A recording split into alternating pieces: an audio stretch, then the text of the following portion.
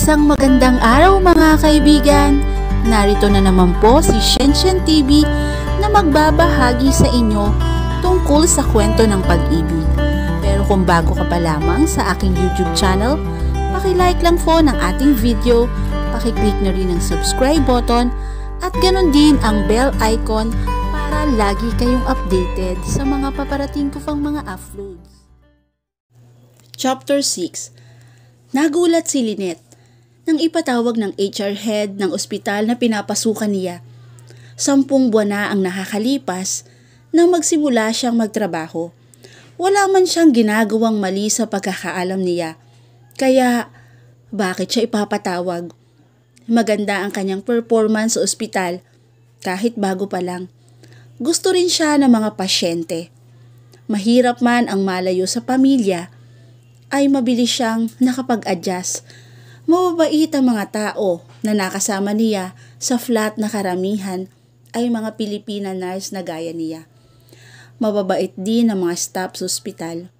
Pakiramdam niya ay hindi siya nag-iisa. Kinakabahan si Lynette.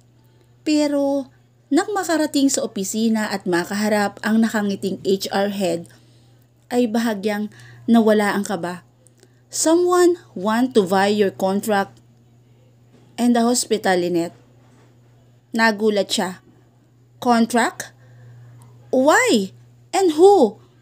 Mr. Smith. Tukoy ng HR head sa pasyente.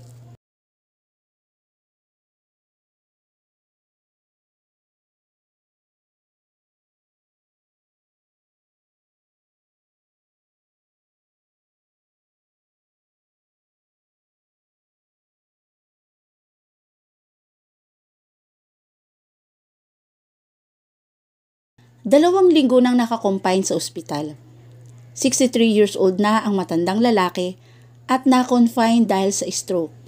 Na half-paralyzed at narinig nga niya na dahil doon, naghahanap ito ng private nurse.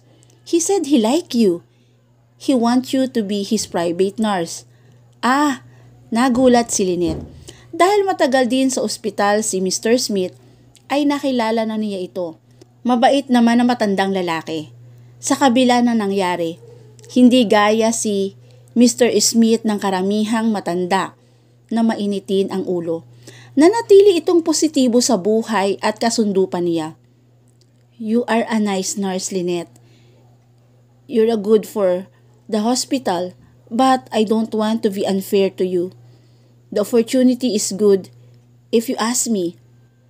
The digits are high. Nalula siya sa sweldong ibibigay ni Mr. Smith sa kanya. Mas malaki yon kaysa sa sinesweldo niya sa ospital. Kung tutuusin, hindi rin magiging ganon kahirap ang kanyang trabaho. Maganda ngang opportunity. Mabilis siyang napapayag. Pagkatapos ng lahat, hindi naman experience ang hanap niya. Kailangan niyang kumita ng malaki. Kapag ka nagawa yon, mas mabilis siyang makakauwi ng Pilipinas. Mas naging maayos ang buhay ni Lynette na magtrabaho siya kay Mr. Smith. Bukod sa malaki ang sweldo, halos wala rin siyang nagagastos.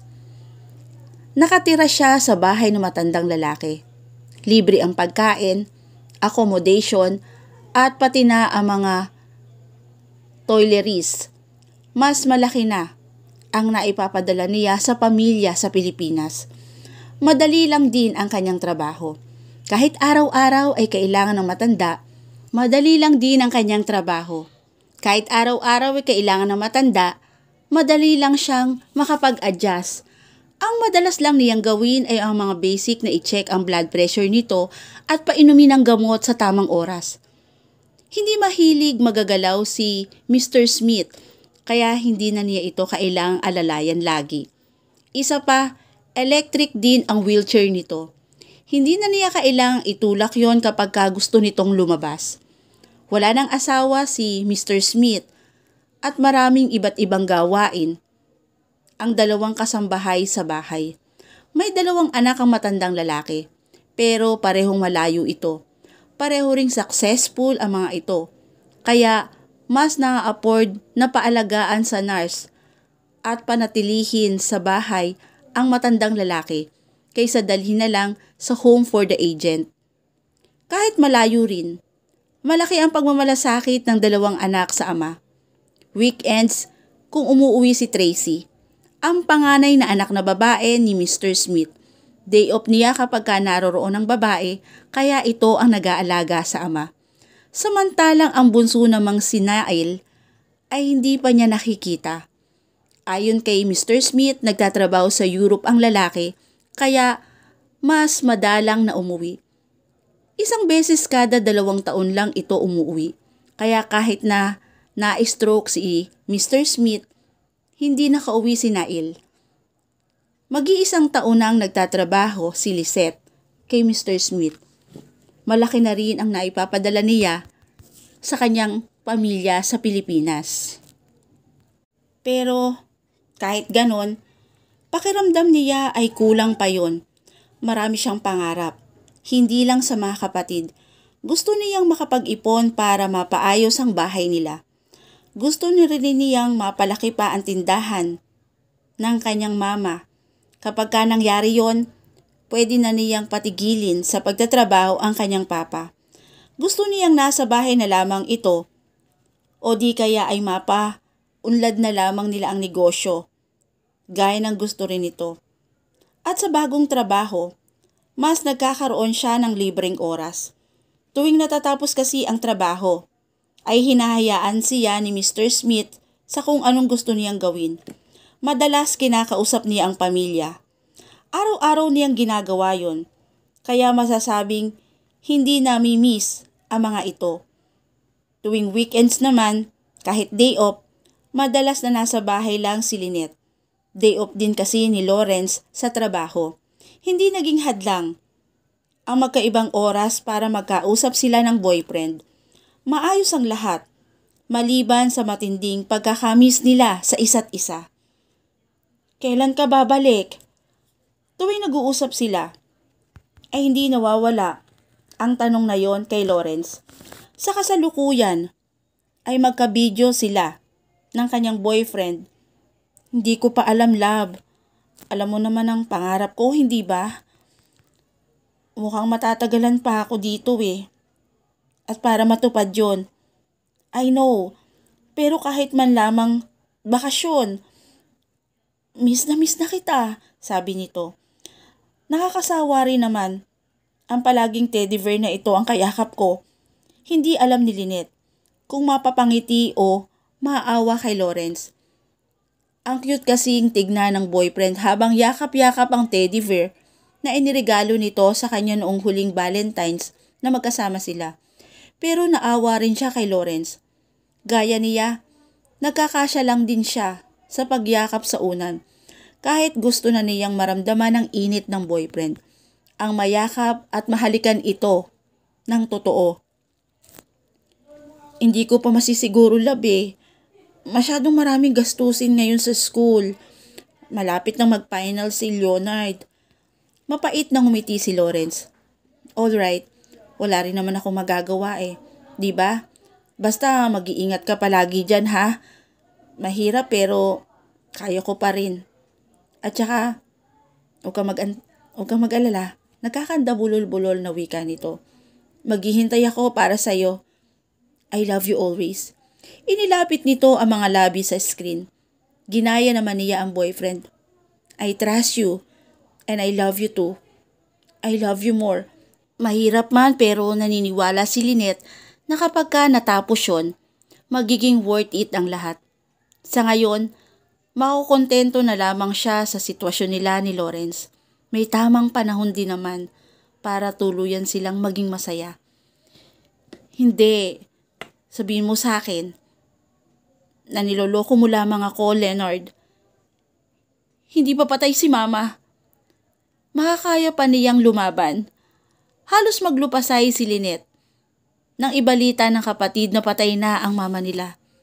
2 linggo na ang nakakaraan mula nang malaman niya na naospital ang kanilang mama. Bigla na lamang daw itong nag-collapse sa bahay nila. Matagal nang nag-high blood ang kanyang mama, kaya hindi na katakataka ang dahilang stroke. Comatose ang mama niya sa loob ng 2 linggo. Pero ngayon, tuluyan ang bumigay ang katawan nito. Napakasakit na tanggapin niyon. I'm sorry ate, pero yun ang totoo. Umiiyak ring sabi ni Leonard. Dahil nasa ibang bansa pa rin. Sa cellphone lang sila magkausap ng kapatid. Kailan ka ba uuwi ate? Makakauwi ka ba? Hindi ko sigurado. Pero susubukan ko. Nang malaman ang nangyari sa mama niya, sinubukang magpaalam ni Lynette kay Mr. Smith. Wala namang kaso sa matandang lalaki. Kaya lang, hindi nakiayon ang sitwasyon. Nasa business trip kasi si Tracy sa Japan sa loob ng 1 buwan at ang isang kasambahay naman ay nagbabakasyon din ng 1 buwan. Hindi makakaya ng isang kasambahay na alagaan si Mr. Smith at gawin ang iba pang trabaho. Sige ate. Teka, eto si Papa. Gusto kang makakausap. Ibinigay ng kapatid sa papa niya ang cellphone. Lalong parang nadurog ang puso ni Lynette nang marinig ang hikbi ng ama. Anak, alam ko na ang gusto mo. Gusto mong makauwi. Gusto rin naman namin na makauwi ka pero ang bayarin sa ospital. Naipon naman po ako, Papa.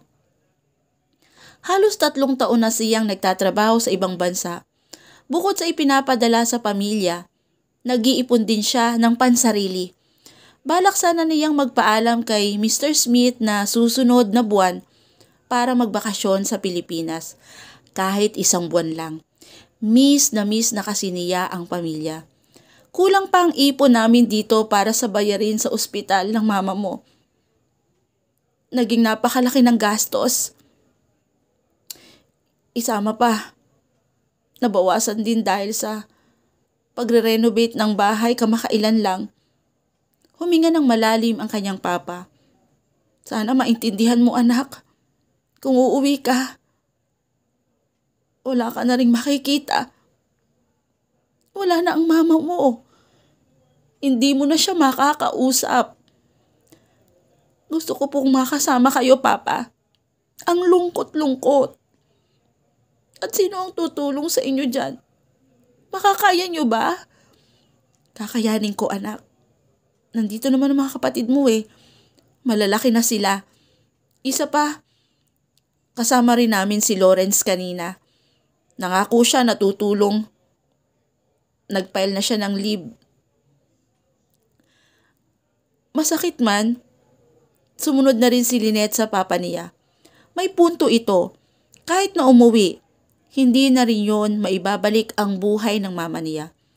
Mabuti na nga lang at nakapagpadala na siya ng pera. Kailangan din ng pera ng pamilya niya.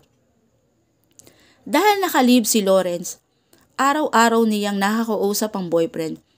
Sa buong panahon ng burol, nanatili ito sa bahay nila. Ang boyfriend ang tumulong sa kanila. At parang naging siya sa pamilya. Ito ang kanyang naging representative. Thank you so much, love. Tanging nasabi lang niya, pamilya ko na rin ang pamilya mo, Lynette. Hindi mo na kailangang makiusap o magpasalamat sa akin. I'm willing to do this for you. But I still wish I was there. We wish it too. Pero lahat ng ginagawa mo ay para sa ikabubuti mo rin. Huwag ka nang umiyak at malungkot. Darating din ang panahon na makakasama mo rin ang pamilya mo. Magkakasama-sama tayong lahat. Pagpapagaan nito ng kanyang loob. Kailan pa? Lagi niyang tanong sa isip. Gusto na niyang makakasama ang pamilya, pati na rin si Lawrence. Hanggang kailan pa ba siya magtitiis? Maayos man ang buhay sa Canada, pero iba pa rin ang Pilipinas. Mas pakiramdam niyang belong siya sa sariling bansa dahil naroroon ang talagang mga taong mahal niya. Nawawala na siya ng positive energy sa mga nangyayari sa buhay niya. Are you okay?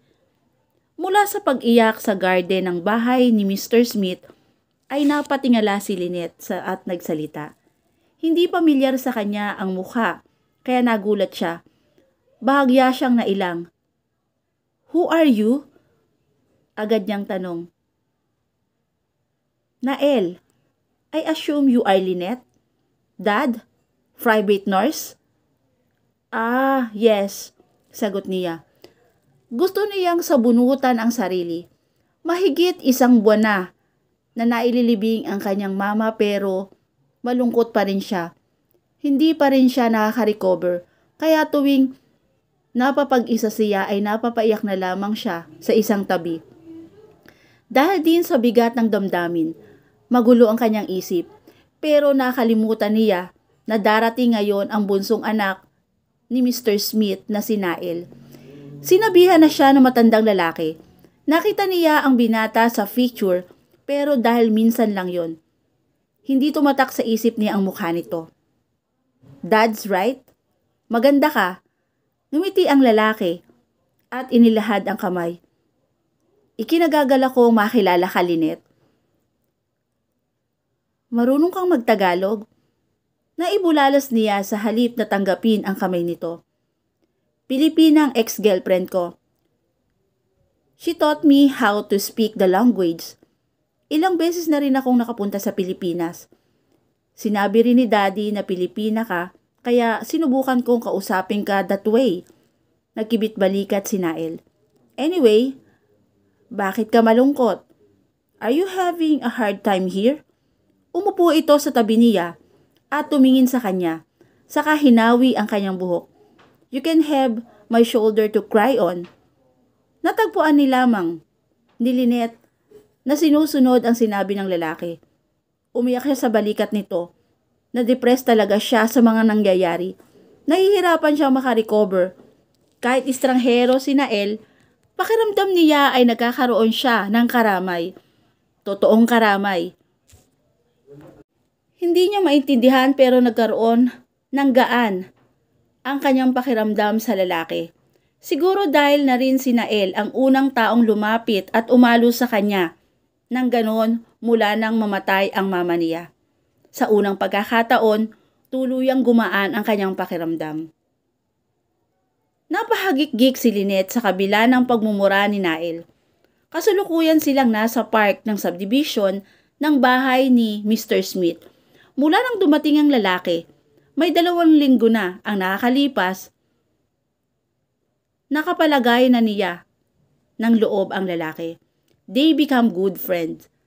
Dahil close na, nagagawa na niyang makipaglokohan kay Nael. Gumawa siya ng snowball sa kamay ng binata. Day off niya yon, kaya malaya silang nakapaggala. At kapag wala ring ginagawa, madalas siyang niyayaya ng lalaki para mamasyal. Walang pinagsisisihan si Lynette na sa una pa lamang ay pinagkatiwalaan ng lalaki.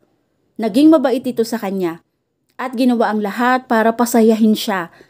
Dahil din kay Nael, nagkaroon ng kulay ang pamumuhay niya sa ibang bansa. Dati kasi, madalas na nag-i-stay lang siya sa bahay. Kung makakalabas man siya, sa malapit na mall lang o grocery store lang siya nagpupunta. Bukod sa nagtitipid, wala siyang makakasama kapag gustong lumabas.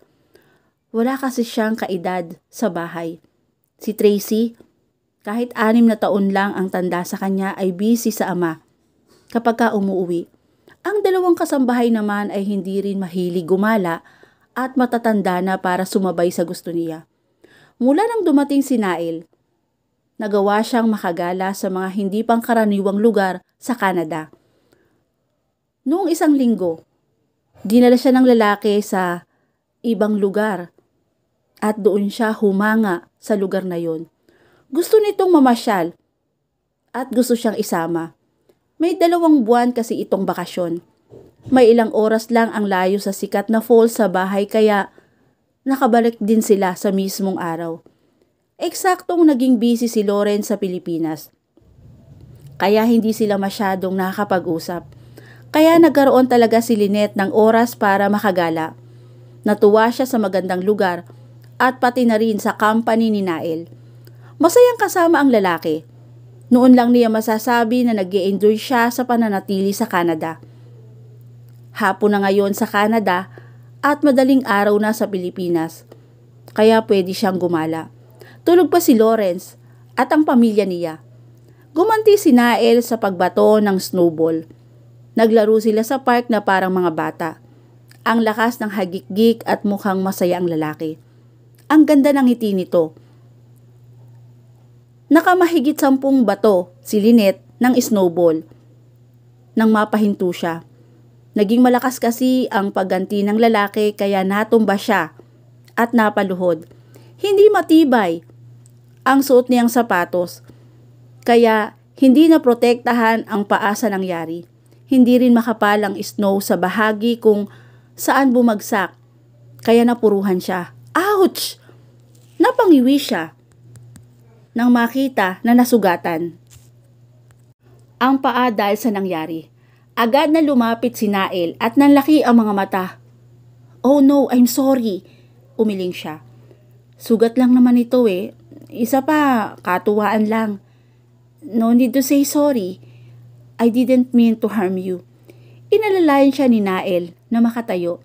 Naramdaman agad niya ang sakit ng sugat kaya nahirapang makatayo. Muntik na siyang matumba uli nang bitawan ng lalaki.